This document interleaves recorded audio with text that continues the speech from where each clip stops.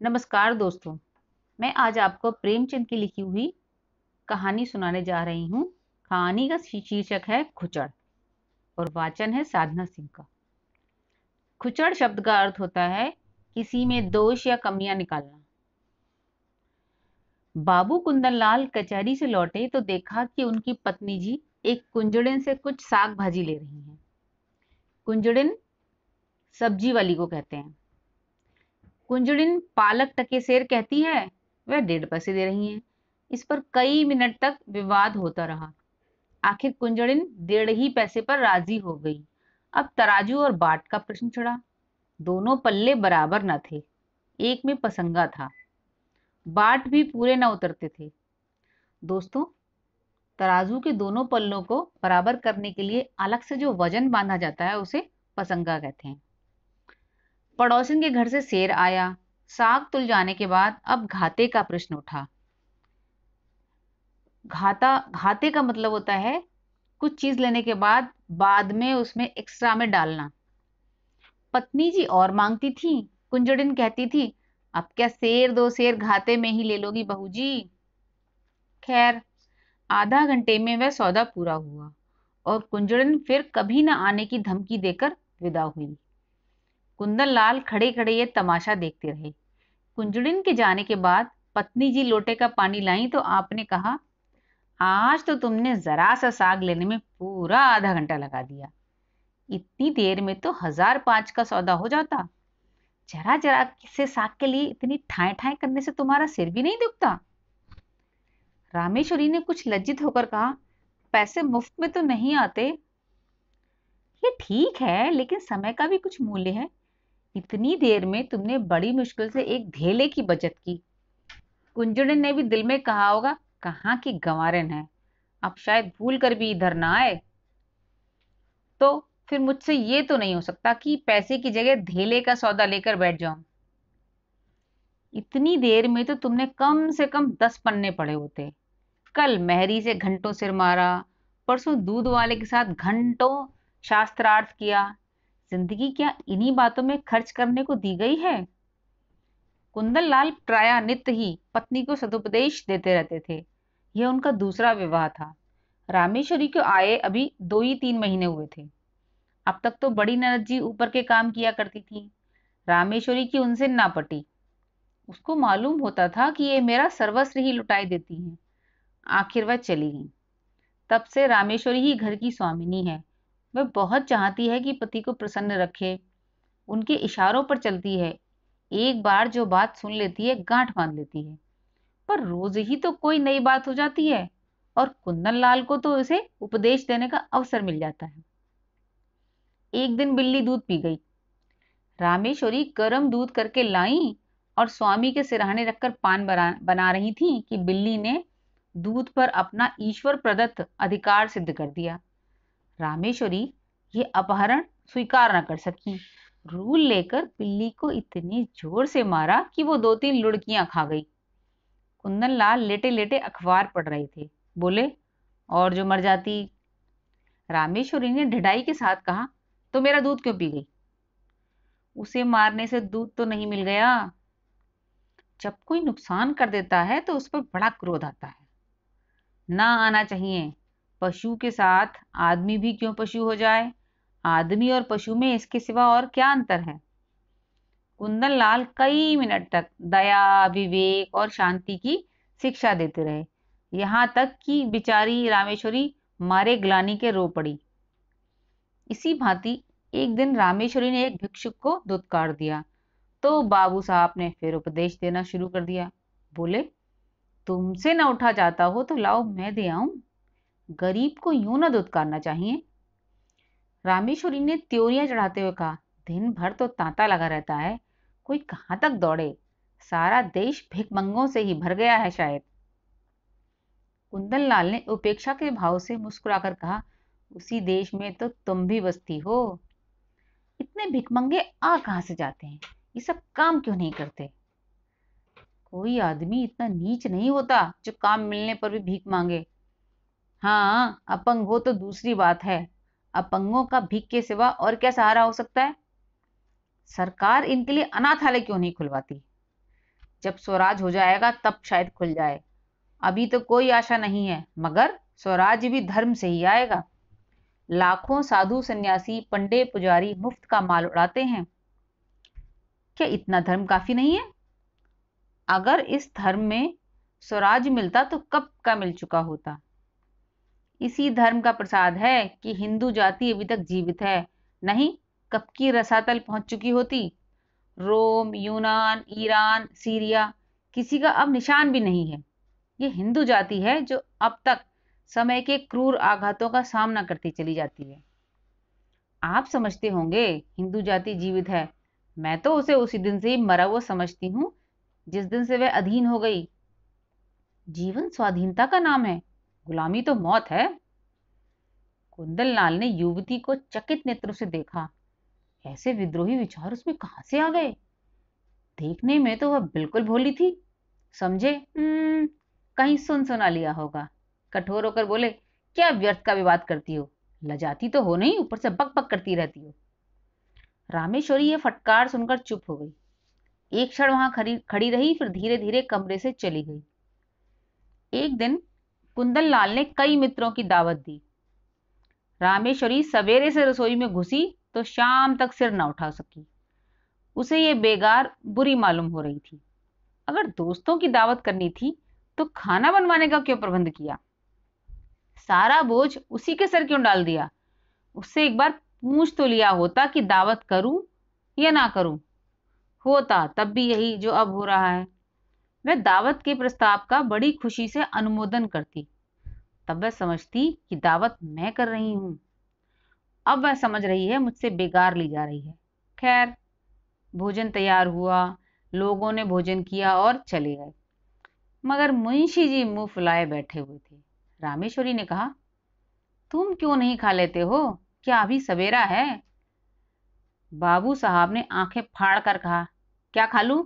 ये खाना है या बैलों की सानी? रामेश्वरी के सिर से पांव तक आग लग गई। सारा दिन चूल्हे के सामने जली उसका ये पुरस्कार।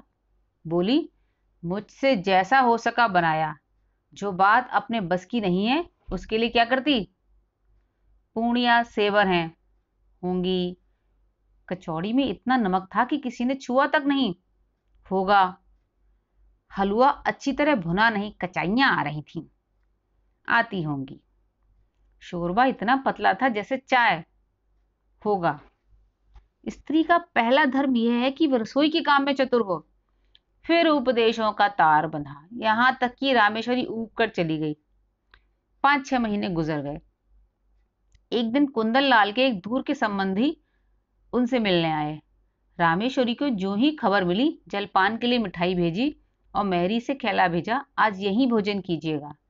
वह महाशय फूले न समाये, बोरिया बंधना लेकर पहुंच गए और डेरा डाल दिया। 1 हफ्ता गुजर गया, आप टलने का नाम भी नहीं लेते। आओ भगत में कोई कमी नहीं थी, तो होती तो शायद उन्हें कुछ चिंता होती, पर रामेश्वरी उनके सेवा सत्कार में जी जान से लगी हुई थी। फिर वह भला क्यों हटने लगे? एक दिन कुंदन लाल ने कहा, तुमने यह बुरा रोग पाला। रामेश्वरी ने चौंक कर पूछा, कैसा रोग? इन्हें टहला क्यों नहीं देती? मेरा क्या बिगाड़ रहे हैं? कम से कम 10 की रोज चपत दे रहे हैं, और अगर यही खातिरदारी रही तो शायद जीते जी टलेंगे भी नहीं। अब मुझसे तो ये नहीं हो सकेगा कि कोई 2-4 दिन के लिए आ जाए तो उसके सिर हो जाऊं। जब तक उनकी इच्छा हो रहे। ऐसे मुफ्तखोरों का सत्कार करना पाप है। अगर तुमने इतना सिर न चढ़ाया होता तो अब तक लंबा हुआ होता। जब दिन में 3 बार भोजन और 50 बार पान मिलता है तो उसे कुत्ते ने काटा है जो अपने घर जाए। रोटी का चोर बनना तो अच्छा नहीं। कुपात्र और सुपात्र का विचार तो कर लेना चाहिए। ऐसे आलसियों को खिलाना पिलाना वास्तव में उन्हें जहर देना है। जहर से तो केवल प्राण निकल जाते हैं, यह खातिरदारी तो आत्मा का सर्वनाश कर देती है। अगर ये हजरत महीने भर भी यहाँ रह गए तो फिर जिंदगी भर के लिए बेकार हो जाएंगे। फिर इनसे कुछ ना होगा और इसका सारा दोष तुम्हारे सिर होगा। तर्क का तांता बंध गया, परमाणु की झड़ी लग गई। रामेश्वरी खिसिया कर चली गई। कुंदन लाल उससे कभी संतुष्ट भी ना हो सकते हैं। उनके उपदेशों की वर्षा कभी बंद भी हो सकती है, ये प्रश्न उसके मन में बार बार उठने लगा। एक दिन देहात से भैंस का ताजा घी आया। इधर महीनों से बाजार का घी खाते खाते नाक में दम हो रहा था। रामेश्वरी ने उसे खौलाया, उसमें लौंग डाली और कढ़ा से निकालकर एक मटकी में रख दिया। उसकी सोंधी सोंधी सुगंध से सारा घर महक रहा था। महरी चौका बर्तन करने आई तो उसने चाहा कि मटकी चौके से उठाकर छीके या आले पर रख दे, पर संयोग की बात, उसने मटकी उठाई तो वह उसके हाथ से छूटकर गिर पड़ी। सारा घी बह गया। धमाका सुनकर रामेश्वरी दौड़ी तो महरी खड़ी रो रही थी और मटकी चूर चूर हो गई थी। तड़प कर बोली, मटकी कैसे टूट गई? मैं तेरी तलब से काट लूंगी। राम राम, सारा घी मिट्टी में मिला दिया। तेरी आंखें फूट गई थी क्या? ये हाथों में दम नहीं था? इतनी दूर से मंगाया, इतनी मेहनत से गर्म किया, मगर एक बूंद भी गले के नीचे न गया। अब खड़ी विसूर क्या रही है? जा अपना काम कर। महरी ने आंसू पोंछकर कहा, बहू जी, अब तो चूक हो गई। चाहे तलब काटो, चाहे जान मारो। मैंने तो सोचा उठाकर आले पर रख दूं तो चौका लगाऊं। क्या जानती थी कि भाग्य में है लिखा है।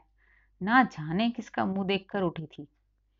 दोस्तों, तलब का मतलब तनख्वाह होता है। रामेश्वरी, मैं कुछ नहीं जानती, सब रुपए तेरी तलब से वसूल करूंगी। 1 रुपया जुर्माना न किया तो कहना। महरी, मर जाऊंगी सरकार, कहीं एक पैसे का ठिकाना नहीं है। रामेश्वरी, मर जा या जी जा, मैं कुछ नहीं जानती। महरी ने 1 मिनट तक कुछ सोचा और बोला, अच्छा, काट लीजिएगा सरकार, आपसे सब्र नहीं होता तो मैं सब्र कर लूंगी। यही ना होगा भूखों मर जाऊंगी। जी कर ही कौन सा सुख भोग रही हूं जो मरने को डरूं। समझ लूंगी 1 महीना कोई काम नहीं किया।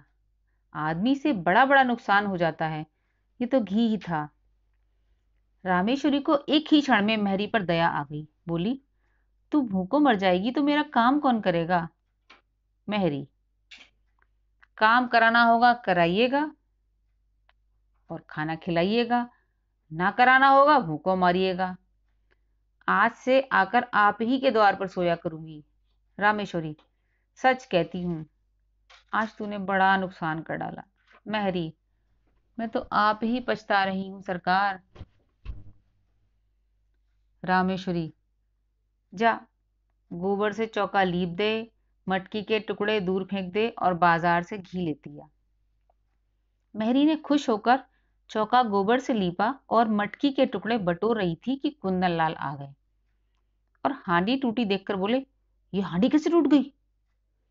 रामेश्वरी ने कहा, महरी उठाकर ऊपर रख रही थी, उसके हाथ से छूट पड़ी। कुंदन लाल ने चिल्लाकर कहा, तो सब घी बह गया और क्या कुछ भी ना बच रहा? तुमने मैरी से कुछ ने कहा नहीं? क्या कहती, उसने जानबूझकर तो गिरा नहीं दिया। अब ये नुकसान कौन उठाएगा?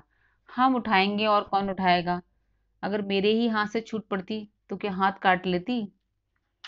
कुंदन लाल ने होठ चबाकर कहा, तुम्हारी कोई बात मेरी समझ में नहीं आती। जिसने नुकसान किया है उसे वसूल होना चाहिए, यही ईश्वरीय नियम है। आंख की जगह आंख, प्राण के बदले प्राण, ये ईसा मसीह जैसे दयालु पुरुष का कथन है। अगर दंड का विधान संसार से उठ जाए तो यहाँ रहे कौन? सारी पृथ्वी रक्त से लाल हो जाए, हत्यारे दिन दहाड़े लोगों का गला काटने लगे। दंड ही से समाज की मर्यादा कायम है। जिस दिन दंड ना रहेगा, संसार ना रहेगा। मनु आदि स्मृतिकार बेवकूफ नहीं थे कि दंड न्याय को इतना महत्व दे गए। और किसी विचार से नहीं तो मर्यादा की रक्षा के लिए दंड अवश्य देना चाहिए। ये रुपए मेरी को ही देने पड़ेंगे, उसकी मजदूरी काटनी पड़ेगी। नहीं तो आज उसने घी का गाढ़ा लुढ़का दिया, कल कोई और नुकसान कर देगी। रामेश्वरी ने डरते डरते कहा, मैंने तो उसे क्षमा कर दिया है। कुंदन लाल ने आंखें निकाल कर कहा, लेकिन मैं नहीं क्षमा कर सकता। मेरी द्वार पर खड़ी ये विवाद सुन रही थी। जब उसने देखा कि कुंदन लाल का क्रोध बढ़ता जाता है और मेरे कारण रामेश्वरी को घुड़कियां सुननी पड़ रही हैं, तो वे सामने जाकर बोली, बाबूजी, अब तो कसूर हो गया। अब 100 रुपए मेरी तलब से काट लीजिए। रुपए नहीं है, नहीं तो अभी लाकर आपके हाथ रख देती। रामेश्वरी ने उसे घुड़क कर कहा, जब भाग यहां से, तू क्या करने आई? बड़ी रुपए वाली बनी है। कुंदन लाल ने पत्नी की ओर कठोर नेत्रों से देखकर कहा, तुम क्यों उसकी वकालत कर रही हो? ये मोटी सी बात है, और जिसे एक बच्चा भी समझता है कि जो नुकसान करता है उसे उसका दंड भोगना पड़ता है। मैं क्यों 5 रुपए का नुकसान उठाऊं बेवजह? क्यों नहीं इसने मटके को संभाल कर पकड़ा? क्यों इतनी जल्दबाजी की? क्यों तुम्हें बुलाकर मदद नहीं ली? ये साफ इसकी लापरवाही है। ये कहते हुए कुंदनलाल बाहर चले गए। रामेश्वरी इस अपमान से आहत हो उठी। डांटना ही था तो कमरे में बुलाकर एकांत में डांटते, मेहरी के सामने उसे रुई की तरह धुन डाला। उसकी समझ ही में ना आता था कि ये किस स्वभाव के आदमी हैं। आज एक बात कहते हैं, कल उसी को काटते हैं, जैसे कोई झक्की आदमी हो। कहाँ तो दया और उदारता के अवतार बनते थे, और कहाँ आज 5 रुपए के लिए प्राण देने लगे। बड़ा मजा आ जाए कल मेहरी बैठ रहे, कभी तो इनके मुख से प्रसन्नता का एक शब्द निकला होता। अब मुझे ही अपना स्वभाव बदलना पड़ेगा। ये सब मेरे सीधे होने का फल है। ज्यों ज्यों मैं तरह से कुछ कहती नहीं हूं, ये अपने आप जामे से बाहर होते रहते हैं। इसका इलाज यही है कि एक कहे तो दो सुनाऊं। आखिर कब तक और कहां तक सहूं? कोई हद भी है। जब देखो डांट रहे हैं। जिसकी मिजाज का कुछ पता ही ना हो, उसे कौन खुश रख सकता है? उस दिन जरा सा बिल्ली को मार दिया तो आप दया का उपदेश देने लगे। आज वे दया कहाँ गई?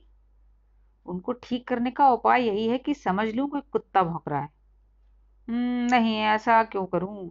अपने मन से कोई काम ही ना करूं, जो ये कहें वही करूं। न जौ भर कम, न जौ भर ज्यादा। जब इन्हें मेरा कोई काम पसंद नहीं आता, तो क्या मुझे कुत्ते ने काटा है जो बरबस अपनी टांग अड़ाऊं? बस यही ठीक है। वह रात भर इसी उधेड़बुन में पड़ी रही। सवेरे कुंदनलाल नदी स्नान करने गए। लौटे तो 9 बज गए थे। घर में जाकर देखा तो चौका बर्तन ना हुआ था। प्राण सूख गए। पूछा, क्या मैरी नहीं आई? रामेश्वरी, नहीं। कुंदनलाल, तो फिर? रामेश्वरी, जो आपकी आज्ञा। कुंदनलाल, यह तो बड़ी मुश्किल है। रामेश्वरी, हाँ है तो। कुंदनलाल, पड़ोस की मैरी को क्यों ना बुला लिया? रामेश्वरी, किसके हुक्म से बुलाती? अब हुक्म हुआ है, बुला लेती हूँ। कुंदनलाल, अब बुलाओगी तो खाना कब बनेगा? 9 बज गए हैं, और इतना तो तुम्हें अपनी अकल से काम लेना चाहिए था कि मेहरी नहीं आई तो पड़ोस वाली को बुला लें। रामेश्वरी, अगर उस वक्त सरकार पूछते क्यों दूसरी मेहरी बुलाई तो क्या जवाब देती? अपनी अकल से काम लेना छोड़ दिया है, अब तुम्हारी ही अकल से काम लूंगी। मैं ये नहीं चाहती कि कोई मुझे आंख दिखाए। कुंदनलाल, अच्छा तो इस वक्त क्या होगा? रामेश्वरी, जो हुजूर का हुक्म हो। कुंदनलाल, तुम मुझे बनाती हो। रामेश्वरी, मेरी इतनी मजाल कि आपको बनाऊं? मैं तो हुजूर की लौंडी हूं, जो कहिए वह करूं। कुंदनलाल, मैं तो जाता हूं, तुम जो जी चाहे करो। रामेश्वरी, जाइए, मेरा जी कुछ न चाहेगा और न कुछ करूंगी। कुंदनलाल, आखिर तुम क्या खाओगी? रामेश्वरी, जो आप देंगे वही खा लूंगी। कुंदनलाल, लाओ, बाजार से पूड़ियां ला दूं। रामेश्वरी रुपया निकाल लाई। कुंदनलाल पूड़ियां लाए। इस वक्त का काम चला। दफ्तर गए। लौटे तो देर हो गई थी। आते ही आते पूछा, मेरी आई? रामेश्वरी, नहीं। कुंदनलाल, मैंने तो कहा था पड़ोस वाली को बुला लेना। रामेश्वरी, बुलाया था, वह 5 रुपए मांगती है। कुंदनलाल, तो 1 ही रुपए का फर्क था, क्यों नहीं रख लिया? रामेश्वरी, मुझे हुक्म न मिला था। मुझसे जवाब तलब होता कि 1 रुपया ज्यादा क्यों दे दिया, खर्च की किफायत पर उपदेश दिया जाने लगता, तो क्या करती? कुंदन, तुम बिल्कुल मूर्ख हो। रामेश्वरी, बिल्कुल। कुंदनलाल, तो इस वक्त भी भोजन ना बनेगा? रामेश्वरी, अब मजबूरी है। कुंदनलाल सिर थाम कर चारपाई पर बैठ गए। यह तो नई विपत्ति गले पड़ी। पूड़ियां उन्हें रुचती न थी। जी में बहुत झुंझलाए। रामेश्वरी को 2-4 उल्टी सीधी सुनाई, लेकिन उसने मानो कुछ सुना ही नहीं। कुछ बस न चला तो मैरी की तलाश में निकले। जिसके यहाँ गए मालूम हुआ मैरी काम करके चली गई। आखिर एक कहार मिला, उसे बुला लाए। कहार ने 2 आने लिए और बर्तन धोकर चलता बना। रामेश्वरी ने कहा, भोजन क्या बनेगा? कुंदनलाल, रोटी तरकारी बना लो, या इसमें कुछ आपत्ति है? रामेश्वरी, तरकारी घर में नहीं है। कुंदन लाल, दिन भर बैठी रही, तरकारी भी न लेते बनी? अब इतनी रात गए तरकारी कहाँ मिलेगी? रामेश्वरी, मुझे तरकारी ले रखने का हुक्म न मिला था, मैं पैसा धेला ज्यादा दे देती तो? कुंदन लाल ने विवशता से दांत पीस कर कहा, आखिर तुम क्या चाहती हो? रामेश्वरी ने शांत भाव से जवाब दिया, कुछ नहीं, केवल अपमान नहीं चाहती। कुंदन लाल, तुम्हारा अपमान कौन करता है? रामेश्वरी, आप करते हैं। कुंदन लाल, तो मैं घर के मामले में कुछ न बोलूं? रामेश्वरी, आप ना बोलेंगे तो कौन बोलेगा, मैं तो केवल हुक्म की ताबेदार हूं। रात रोटी दाल पर कटी, दोनों आदमी लेटे। रामेश्वरी को तो तुरंत नींद आ गई। कुंदन लाल बड़ी देर तक करवटें बदलते रहे। अगर रामेश्वरी इस तरह सहयोग ना करेगी तो एक दिन भी काम ना चलेगा। आज बड़ी मुश्किल से भोजन मिला, इसकी समझ ही उल्टी है। मैं इसे समझाता हूँ तो समझती है कि डांट रहा हूँ। मुझसे बिना बोले रहा भी तो नहीं जाता, लेकिन अगर बोलने का नतीजा है तो फिर बोलना फिजूल है। नुकसान होगा बला से, ये तो ना होगा कि दफ्तर से आकर बाजार भागूं। मेहरी से रुपए वसूल करने की बात इसे इतनी बुरी लगी। हाँ, वैसे थी भी बेजा। रुपए तो ना मिले, उल्टे मेहरी ने काम छोड़ दिया। रामेश्वरी को जगाकर बोले, कितना सोती हो तुम? रामेश्वरी, मजूरों को अच्छी नींद आती है। कुंदन लाल, चिढ़ाओ मत, मेहरी से रुपए न वसूल करना। रामेश्वरी, वह तो लिए खड़ी है शायद। कुंदन लाल, उसे मालूम हो जाएगा तो काम करने आएगी? रामेश्वरी, अच्छी बात है, कहला भेजूंगी। कुंदन लाल, आज से मैं कान पकड़ता हूँ, तुम्हारे बीच में ना बोलूंगा। रामेश्वरी, और जो मैं घर लौटा दूं तो? कुंदन लाल, लौटा दो चाहे मिटा दो, मगर रूठो मत। अगर तुम किसी बात में मेरी सलाह पूछोगी तो दे दूंगा, वरना मुंह न खोलूंगा। रामेश्वरी, मैं अपमान नहीं सह सकती। कुंदन लाल, इस भूल को क्षमा करो।